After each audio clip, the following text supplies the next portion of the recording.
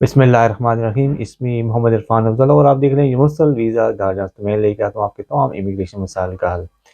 जिन दोस्तों ने इस चैनल को सब्सक्राइब नहीं किया उनसे रिक्वेस्ट है कि चैनल को लाइक करें, सब्सक्राइब करें और शेयर करें ताकि हमारे कम्युनिटी में इजाफा हो। आज की जो वीडियो है ये स्पेशल इस हवाले से है कि इसमें आपको मैं कुछ ऐसे हिंट्स दूंगा कि जिस वक्त आप एयरपोर्ट पर उतरते हैं या यूके में या यूरोप के अंदर विजिट वीज़े के ऊपर, तो आपसे क्या क्वेश्चन किए जा सकते हैं। क्योंकि ये वो मौका होता है कि जो यहाँ पे इमिग्रेशन ऑफिसर होता है या तो वो आपको एंट्री दे देता है या तो फिर आपको वापस जाना पड़ सकता है। तो कुछ इंपॉर्टेंट क्वेश्चंस हैं जो कि रैंडम क्वेश्चंस होते हैं, मैं आपको बताता हूँ कि आपको उनकी तैयारी करनी चाहिए। बाज़ औक़ात तो कोई क्वेश्चन नहीं पूछा जाता और बाज़ औक़ात तो बहुत ज़्यादा क्वेश्चंस पूछे जाते हैं। आपका जो है ना वो कॉन्फिडेंस लेवल चेक कर रहे होते हैं, आपके सब्र को चेक कर रहे होते हैं। जैसे ही आपका कॉन्फिडेंस शेक होता है, वहाँ जो इमिग्रेशन ऑफिसर है वो आपके ऊपर उसको डाउट हो जाता है और फिर आपके लिए परेशानी हो सकती है। तो द मोस्ट इम्पॉर्टेंट, सबसे पहले तो वो आपसे ये पूछते हैं जी, एक इम्पॉर्टेंट क्वेश्चन है कि आपका जो है ना, आप क्यों आए हैं? आप इस कंट्री में क्या लेने आए हैं? आपकी रीज़न्स क्या है, क्यों आए हैं?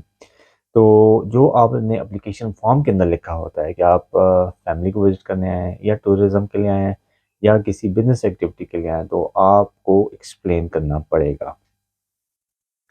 अगला इम्पोर्टेंट क्वेश्चन जो है वो ये है कि आप कहाँ स्टे करेंगे? अब स्टे के हवाले से मैं आपको बता दूँ कि अगर तो आप फैमिली से मिलने के लिए आए हैं तो आपको उनका एड्रेस पता होना चाहिए। अगर आप यहाँ पर टूरिज़्म के लिए आए हैं तो आपको होटल बुकिंग कन्फर्म बुकिंग होनी चाहिए। इसी तरीके से अगर आप कोई सेमिनार अटेंड कर रहे हैं तो आपके पास उस सेमिनार की बुकिंग, एड्रेस, तमाम वहाँ की लोकेशन आपको मालूम होनी चाहिए। इसके अलावा अगर आप यूरोप में उतरते हैं तो यूरोप के लिए ज़रूरी है कि आपके पास इंश्योरेंस होनी चाहिए। तो वो आपसे पूछते हैं कि आपके पास इंश्योरेंस है कि नहीं है। अगर आपके पास इंश्योरेंस नहीं है तो फिर भी आपको वो मौका देते हैं कि आप वहीं से परचेज़ कर लें इंश्योरेंस। लेकिन नॉर्मल केसों में यही है कि जिस वक्त आप वीज़ा अप्लाई करते हैं यूरोप का, तो फिर आपके पास इंश्योरेंस होना ज़रूरी है। आपसे रिटर्न टिकट के बारे में पूछा जाता है कि आपकी वापसी की फ़्लाइट कब है। अब जिनके पास वापसी का टिकट नहीं होता तो उनको तो बहुत ही मुश्किल से एंट्री दी जाती है, क्योंकि डाउट वहीं स्टार्ट हो जाता है कि आप वन वे टिकट लेकर आए हैं। और उसके अलावा आपसे फ़ंड्स का पूछा जाता है कि आप जितना दिन रहेंगे इधर इस कंट्री में, आपके पास क्या फ़ंड्स हैं, कितने पैसे हैं आपके पास कि आप आसानी से यहाँ रह सकते हैं। तो आपको वो भी डिक्लेयर करना पड़ेगा। अगर आपके पास कुछ भी नहीं है तो ऑब्वियसली आपकी एंट्री नामुमकिन है कि आप कैसे सर्वाइव करेंगे यहाँ पे।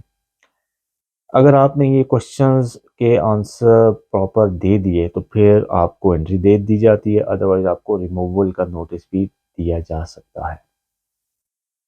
इसके अलावा बाकी क्वेश्चंस पूछे जा सकते हैं कि किसी फैमिली मेंबर के बारे में आपसे पूछा जा सकता है, आपसे बिज़नेस एक्टिविटीज़ के बारे में पूछा जा सकता है, आपसे लोकेशंस के बारे में पूछा जा सकता है, आपसे आपकी जो इंडिविजुअल एक्टिविटीज़ हैं उनके बारे में पूछा जा सकता है। मतलब हर वो चीज़ जो कि आपने वीज़ा एप्लीकेशन फॉर्म में लिखी थी उनके बारे में पूछा जा सकता है। तो बहुत ज़रूरी होता है, अगर आप यहाँ से किसी स्पॉन्सर के पास आए हैं तो स्पॉन्सर के बारे में आपको पूरी मालूमात होनी चाहिए। वो कहाँ रहता है, क्या काम करता है और मोबाइल नंबर, उसका कॉन्टैक्ट डिटेल आपके पास मौजूद होनी चाहिए। इसी तरीके से जो लोग आते हैं इधर कोई बिज़नेस एक्टिविटीज़ के लिए, तो पूरा बिज़नेस का उनके पास शेड्यूल होना चाहिए, कहाँ-कहाँ सेमिनार है, किधर-किधर उन्हें जाना है, उसका उनके पास होना चाहिए।